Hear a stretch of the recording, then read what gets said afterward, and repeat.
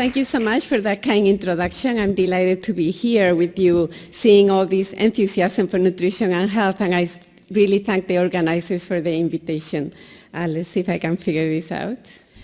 So I'm going to be covering today mostly the most updated recommendation for nutrition recommendation for cancer prevention, and not focusing so much on survival because most of the evidence we have is in cancer prevention and not so much for survivors, but I'll touch a little bit on that. And so AICR, the American Institute for Cancer Research, and the World Cancer Research Fund were kind enough to donate to the conference 120 copies of the report. After my talk, you're free to go and pick up a copy. There's 120, not for everybody, but first come, first serve. They are at the reception registration area for the conference, so you can pick your own copy. So I'm going to be talking about that.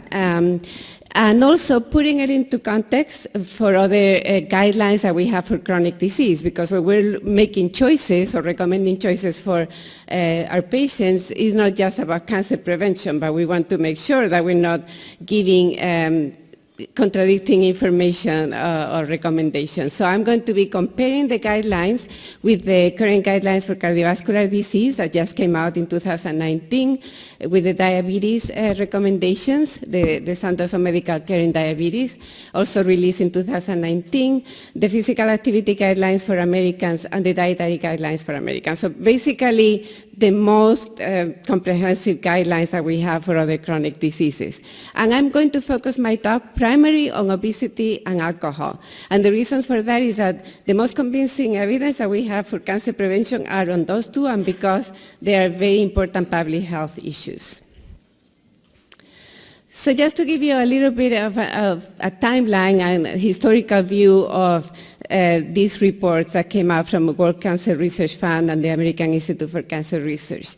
The first one came out in '97, and I don't know how many of you are familiar with this work, but this is really the authority for nutrition and cancer. They are the most comprehensive reviews that have been done in the topic. The first one in '97, back then, we had mostly case control data, and those studies have many limitations because you're basically comparing or asking patients after they have cancer and comparing with a healthy control group, go back and think of the data that the diet that you had before your cancer diagnosis. So they're prone to a lot of biases or recall bias.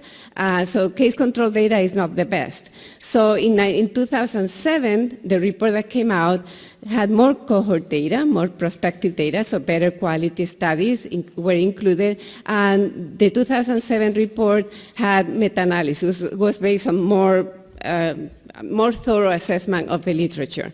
So after the 2007 report came out, the Continuous Update Project was launched, and I don't know if you have seen this in the news.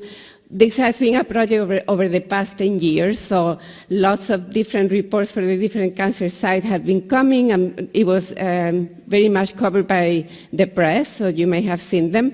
And then it culminated, and I'm going to be talking a little bit more about the process for that.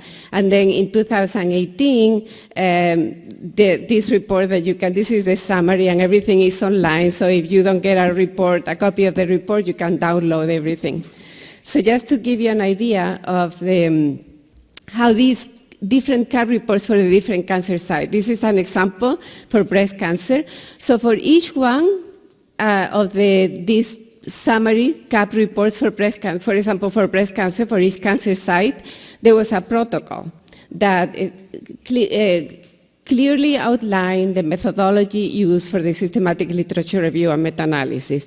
And that protocol included the search criteria, what databases will be searched for the papers, how the different papers were picked, the meta-analysis and those response meta-analysis that were done, etc. All of this is transparent, is peer-reviewed, and again, a very thorough method.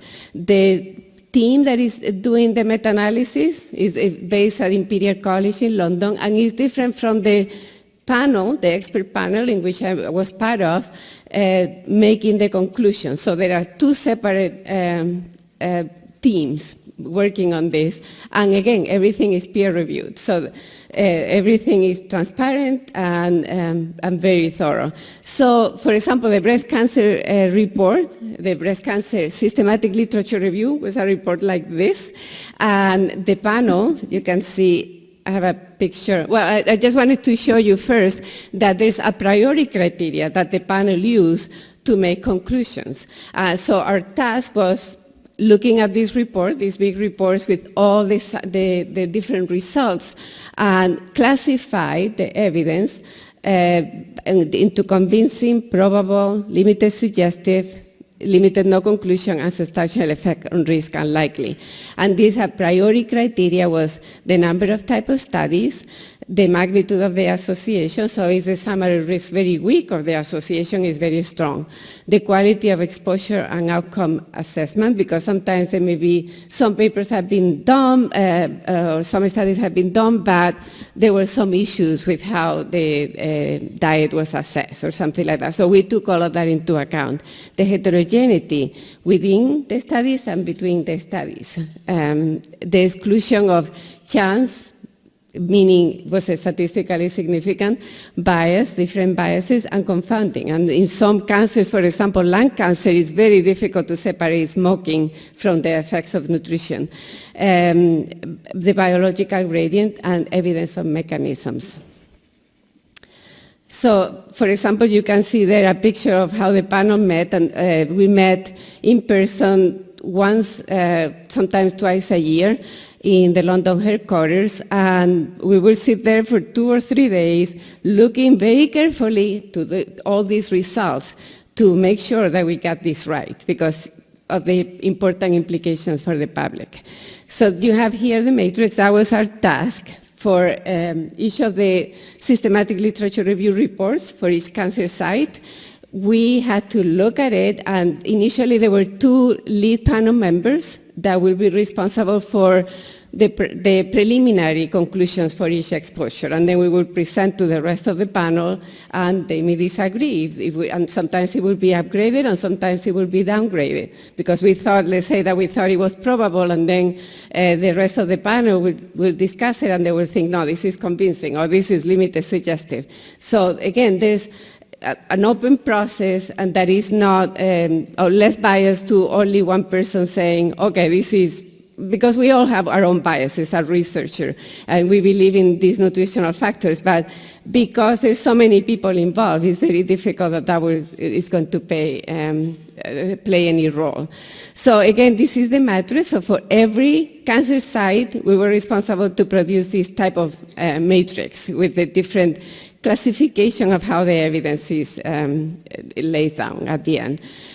So for example, limited conclusion, I just want to point to you again that the fact that something like, for example, for breast cancer, we have the isoflavones, for example, limited no conclusion. It doesn't mean that there's no association. It means that at this point, when we evaluated this, there was perhaps not enough data for us to make a conclusion. So it doesn't mean that there's nothing there. So for some of the things you may see, eventually there may be more evidence, and then it gets to probable or convincing. Substantial effects on risk unlikely is when exposures or associations that made it there is like it has been looked at in many different studies and there's nothing there. So again, we were very cautious to give a classification of convincing or substantial effects on risk unlikely, because you don't want to confuse the public and now it's convincing and later it's not. But there's a possibility that things that are in limited no conclusion or limited suggestive, over the years there may be more data. And that's part of the big difference with this report versus the previous is that we have more cohort data.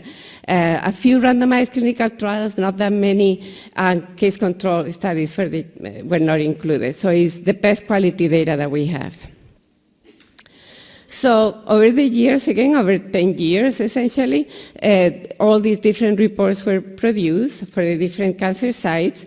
And then in 2017, we were able to develop the matrix, and if you pick up one of the reports, so you can actually download it. So at the end of the report, the the matrix is there and is extremely useful because basically it classifies the different cancer sites by the different exposures. So you can see for a given cancer what's the evidence for the different exposure, the nutrition, physical activity, and obesity.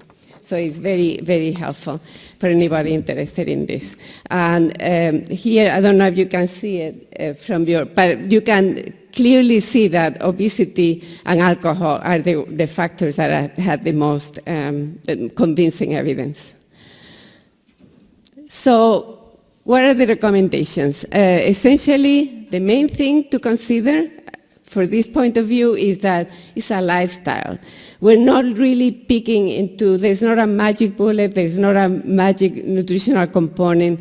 We're really prioritizing a lifestyle and a healthy dietary pattern. And I was very pleased to see in this conference that that's basically what is being advocated, lifestyle medicine. So basically it's the same concept that is being promoted now, not just for cancer prevention, but for general health.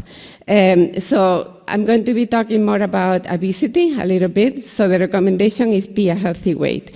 And one of the reasons why I'm prioritizing or focusing on obesity is because, as you all know, there's a global epidemic of obesity, and the rates in the United States is really global, but I'm focusing on the United States, is now 40% of Americans are obese, essentially, which is huge, and is going up still. You can see that there's large disparity across the different racial, ethnic groups, with affecting obesity is more prevalent in females than males in the US, and it affects disproportionately Blacks and Hispanic populations.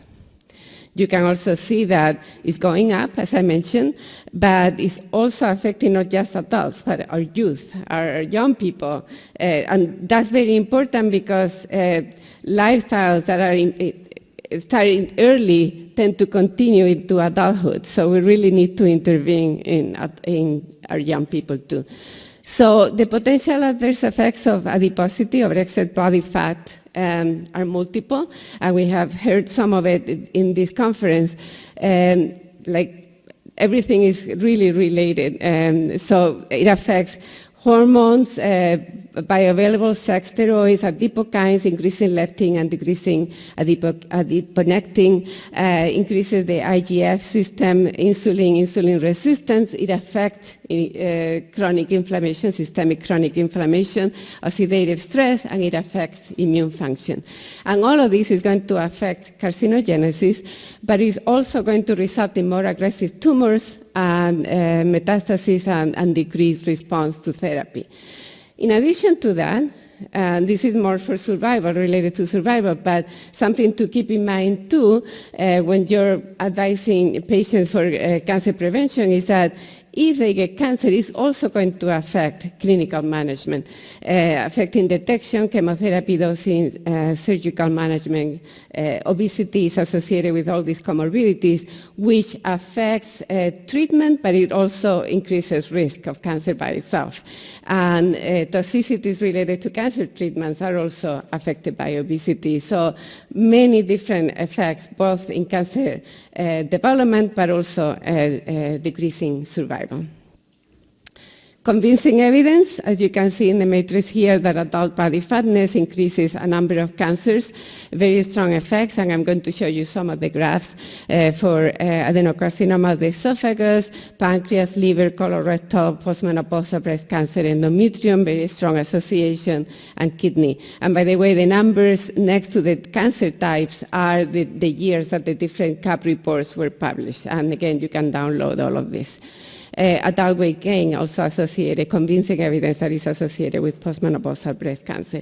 And in addition, obesity is also related, as we know, with type 2 diabetes, dyslipidemia, hypertension, all these things are also going to affect cancer.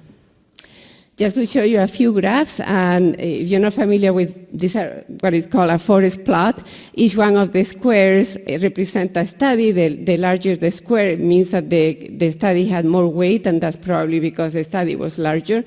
And if the squares are to the right of the one, it means it increases risk. To the left of the one, decreases risk. And you can see that it's quite consistent. It is very strong association. Overall, for the summary estimate is 48% increased risk per 5 units of BMI. So very strong association. Just to show you also some dose response associations so that you see how remarkable it is. As BMI increases, you can see how colorectal cancer risk increases dramatically. For endometrial cancer, even more so. It's probably the cancer, 60% of endometrial cancer is attributable to obesity, so very, very strong association. Just to show you, for postmenopausal breast cancer, it's not just BMI, but also waist circumference and adult weight gain. You can see how it increases, so really forms of excess body fatness.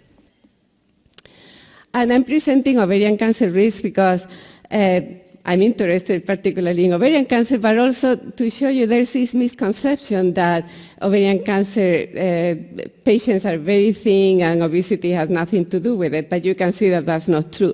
That actually, you see, it's not as dramatic as for endometrial cancer, but there's also an association.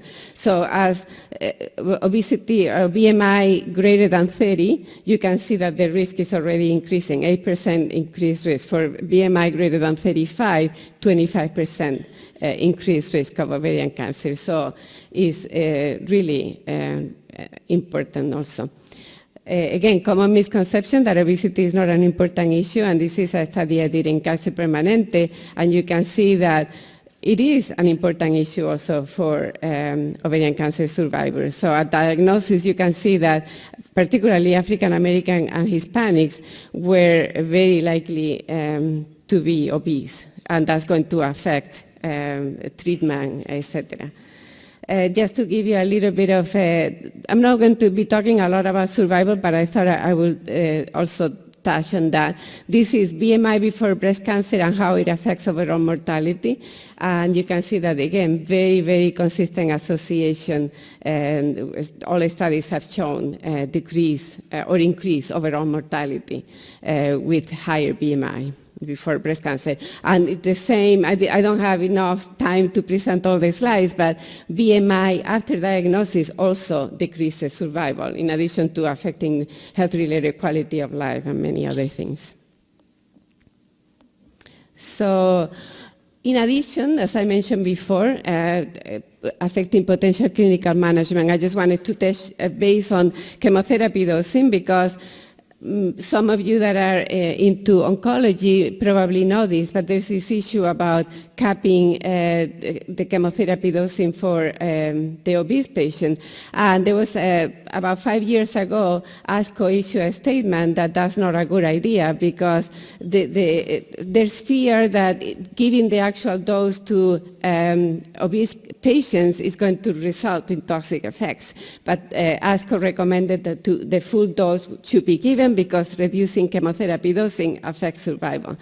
So this is, again, in the study I did at Kaiser Permanente, just to show you how, as BMI increased, the dose per kilogram of body weight for carboplatin and paclitaxel, which is the most common treatment for cancer, for ovarian cancer, you can see that the obese patients were not getting enough. So that's something, again, to keep in mind. So the recommendation for weight is be a healthy weight and keep your weight within the healthy range and avoid weight gain in adult life. That's the recommendation. And so comparing to others for cardiovascular disease, for example, you can see that the recommendation is for obese and overweight patients, weight loss. Important, I wanted to point out that careful, so the counseling and comprehensive lifestyle intervention should be individualized. And that's important because it's not just about energy restriction, but it's important that to consider that to avoid nutritional deficiencies and loss of body muscle mass, because once you lose muscle, it's very difficult to regain it. So that's very important that not all patients are the same, as you all know. And calculating BMI is recommended annually or more frequently. And this is another point I wanted to bring. There's a lot of in the literature and in the press that BMI is not a good tool, and it's true that BMI is not a good measure of body composition, but for obese people, it's a pretty good measure, a pretty easy way of screening patients to decide, particularly when BMI is greater than 35. Even if body composition is not totally accurate, they need to lose weight. So again, that's the recommendation. And it is reasonable to measure waist circumference to identify higher cardiometabolic risk. For diabetes, of course, management and reduction of weight is important for in type 1 diabetes, and weight loss of at least 5% is recommended. So that's very consistent, of course, across all the different. For physical activity, the recommendation is be physically active and limit sedentary habits. So move more, sit less. And the recommendation is at least 150 minutes of moderate intensity aerobic physical activity, or at least 75 minutes of vigorous activity. And for cancer prevention, more likely that if you do more, it will be more beneficial. And also, the important thing, physical activity has independent effects on cancer prevention, but it's also, as you can imagine, good for weight control, which by itself is going to help us in cancer prevention. So for that particular physical activity for weight control, the recommendation is that 45 to 60 minutes is needed, so you need a little bit more. So shortly after the WCRF ASCR report came out, this report came out too, the 2018 Physical Activity Guidelines for Americans. So I wanted to show you how it compares. So the recommendation is move more and sit less. The levels are essentially the same, at least 150 to 300 minutes a week. And we used to say 30 minutes per day, but now it's more, the concept of minutes per week is to allow flexibility, because we are all very busy and sometimes we cannot dedicate an hour per day. But knowing, okay, even if you cannot do it every day and you do it in 3 or 4 days per week is also good. So the idea is move more, something is better than nothing, and the more you do it, the better, essentially. And essentially that, and also wanted to show you the muscle strengthening activities 2 or more days per week. So again, there's more and more the concept of keeping muscle is very important, and particularly for cancer patients, there are very interesting the new data coming out that muscle is really have an independent effect actually in improving survival. So it's very important, particularly for the older adults, that we keep doing those muscle strengthening activity and we don't lose muscle. For cardiovascular disease, the recommendation is very similar. So again, at least 150 minutes per week and 75 minutes of vigorous intensive aerobic physical activity and decreasing sedentary behavior. So try not to sit too much. For diet, I'm going to just talk in general, again, keeping in mind that it's a healthy dietary pattern. We're not focusing on one particular nutrient at a time. So the dietary recommendations, eat a diet rich in whole grains, vegetables, fruit, and beans, limit consumption of fast food. So again, it's like you eat the good stuff and eat less of the bad stuff. So, and we heard this in the conference a lot, so I'm not going to go into this. It's more the good news that we're all saying the same message. Limit consumption of red and processed meat, and limit consumption of sugar sweetened drinks. So for most of this, I have to say that the evidence is really for, except for red meat and processed meat, the rest is really for weight control. The evidence, the direct evidence between these particular foods and cancer is still limited. And Part of it may be because of our limitations in the dietary assessment tools that I have. It's very difficult to study diet, and maybe that's why we're having a hard time finding a direct association between fruits and vegetables and cancer. But the reality is that when the studies that have done dietary patterns like Mediterranean diet or plant-based diet, they found reduced cancer risk. So how is that compared to the other guidelines for cardiovascular disease? You can see it's very similar, emphasizing intake of vegetable, fruit, legumes, nuts, whole grains, and fish. So essentially the same, replacing saturated fat with dietary monounsaturated and polysaturated fat, which we heard this morning. A diet containing reduced amount of cholesterol and sodium can be beneficial. So you can see how the language for the first two is stronger than the second, the other one can be beneficial versus is recommended. And as part of healthy diet, it's reasonable to minimize the intake of processed meat, refined carbohydrates, and sweetened beverages, and trans fat should be eliminated, as you can imagine. Dietary guidelines for Americans. Again, you see here that there's a dietary pattern being emphasized, not individual foods. So follow a healthy eating pattern across the lifespan and focus on variety, nutrient intensity, and amount. The healthy dietary pattern, very similar to what we're talking about, variety of vegetables, dark green, red and oranges, fruit, grains, particularly whole grains, fat-free or low-fat dairy is recommended, a variety of protein foods, oils, including those from plants. So again, the dietary guidelines for Americans is for chronic disease prevention in general for health. And the recommendation, the idea is to shift to healthier food. So instead of white bread is whole wheat. So very similar. This is just to show you the whole comparison across, and remarkably similar, the guidelines. So basically, a healthy dietary pattern, as we have been talking about, should help prevent not just cancer, but chronic disease in general. And then the bad food, red meat, processed meat, and saturated fat, etc., is more or less across the board too. So what about dairy? You see that it's not listed in the dietary recommendations for cancer prevention. Why not? It's because there's contradicting evidence. So when we are doing the recommendations for the general public, you have to be careful, and the whole idea is do no harm. So for prostate cancer, you can see that there's limited suggestive evidence that dairy products and diet high in calcium increases risk, while for colorectal cancer, it's probable evidence that dairy products and calcium supplement decreases risk. So we cannot recommend to the public eat or not eat dairy because of the contradicting evidence. So if you have a patient with a colorectal cancer history, then you may want to recommend dairy products. So that's more individualized. But for the general public, that's why dairy is not included.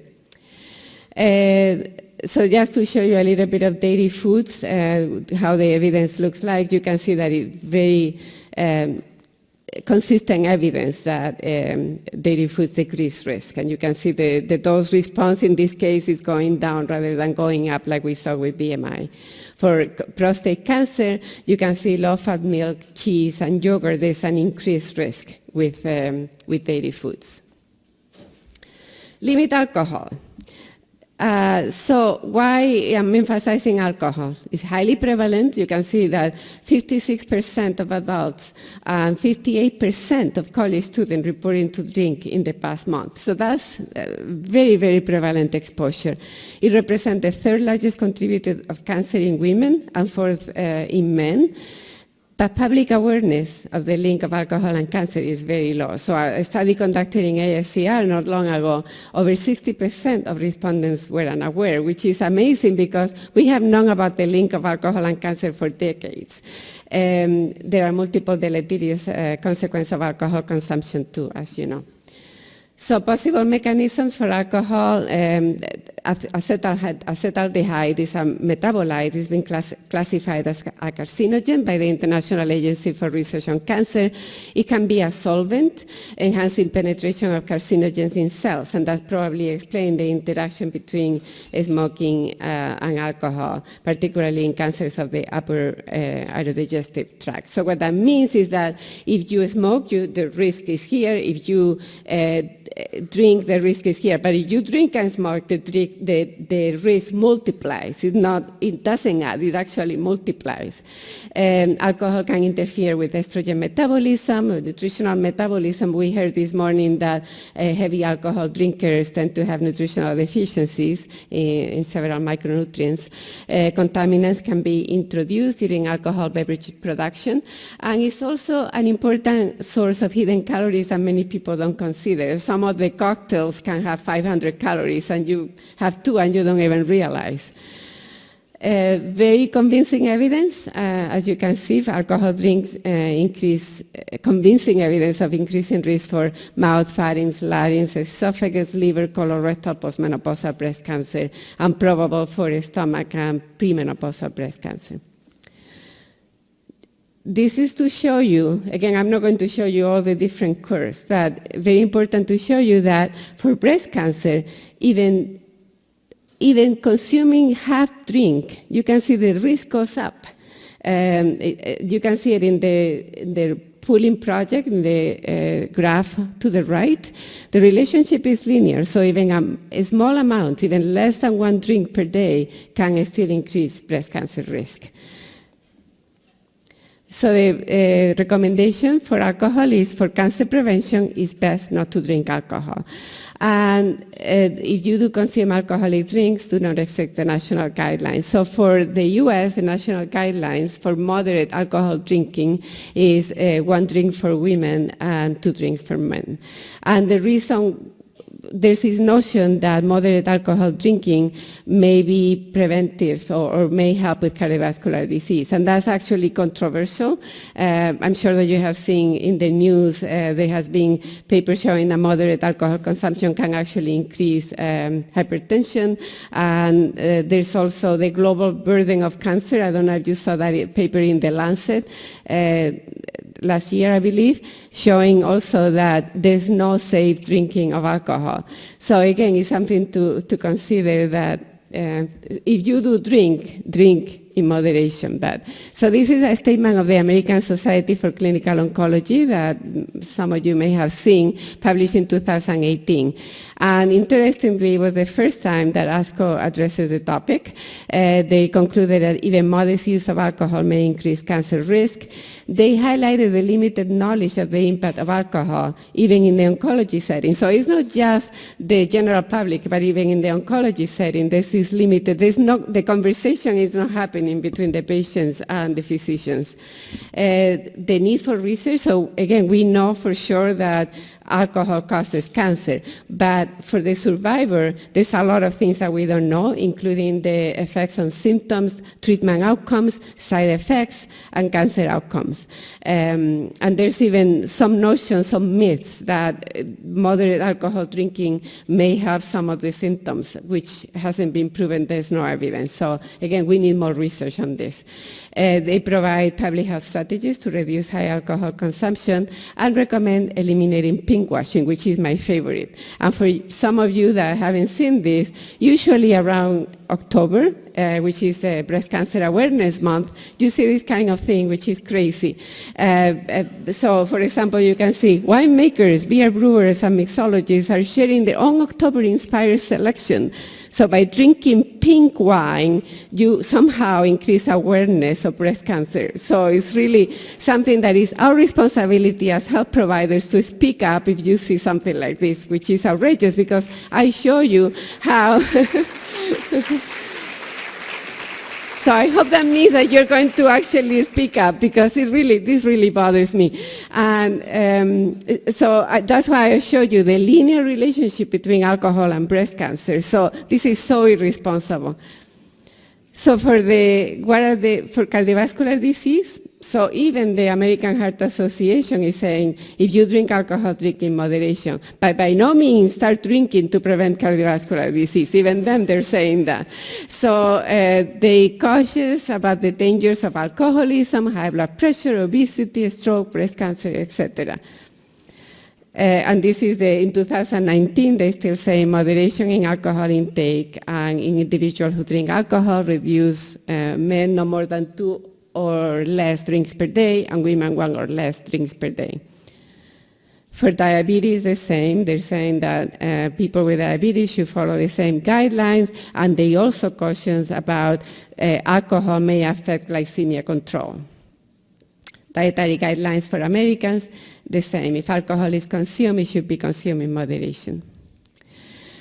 So for supplements, just to talk a little bit about supplements, do not use supplements for cancer prevention and aim to meet nutritional needs through diet alone. So there's really no evidence that using supplements is going to help cancer prevention that much. And in fact, there's some evidence that there are some supplements like antioxidants that was shown to increase lung cancer risk. And then for dietary guidelines for Americans, again, the same message, nutritional needs should be met primarily from foods. For diabetes, the same. There's no clear evidence of benefits. So again, both dietary guidelines for Americans and diabetes saying there are special populations, including pregnant, lactating women, older adults, vegetarian people, following very low caloric or carbohydrate diets, a multivitamin may be necessary. So it's more, not necessarily for the general public, but there's for special populations, they may be needs. So in sum, before I go to the summary, I just want to say for cancer survivors, even if I don't have a slide for that, the recommendation is that it makes sense. I mean, first of all, survivors are complicated because there's the active phase of treatment versus the long-term survivor is completely two different universe. But the recommendation is in general, particularly after the active phase, it makes sense that following the general diet, the general recommendations for cancer prevention will help the cancer survivor. And this is an area that is increasing. We have thousands of papers and studies for cancer prevention, and the literature for cancer survivors is now beginning to emerge. So the WCRF AICR only was able to do the summary for breast cancer, but this is something that is going to come up, and there's more data now in prostate cancer and colorectal cancer for survivors, but there's a lot of research being conducted in this area. But for recommendations, again, for the obese long-term cancer survivor, I want to always separate the active treatment phase is totally different from the long-term survivor that has already finished treatment and everything. So following the recommendations will help manage and to help improve survival and improve overall mortality. So in summary, overall current guidelines for cancer prevention and other chronic diseases in general are very consistent, so patients shouldn't be confused, or the general public, because we're basically saying the same message. Obesity is a major risk factor affecting cancer risk, diagnosis, treatment side effects, and survival. So maintaining healthy weight and active lifestyle is crucial for cancer as well as chronic disease prevention. There is not a magic diet, but a healthy dietary pattern that will help with cancer prevention. And thus a healthy dietary pattern includes emphasizing fruits, vegetables, so basically a plant-based diet that we've been talking about. Increasing the good food and decreasing the bad food. There's no reason to drink alcohol to prevent disease, but for those choosing to drink, they should do so in moderation, and keeping in mind that for cancer prevention, it's really better not to drink alcohol. So people that are concerned because they have a family history or whatever, better if they don't drink. There's critical need to increase the awareness of the link between alcohol and cancer, and I'm particularly worried about college students that have no clue and they go into these binge drinking episodes. So very important that, again, as health practitioners, we start talking about alcohol and cancer again. And nutritional needs should be met primarily from food sources, especially, except for a special population if there's the need. So again, pick up your copy of the report in the registration area if you're interested, and if you are not lucky to get one, you can download all of this. It's very, very, for anybody that is interested in cancer, it's an amazing source of information. So thank you so much for your attention.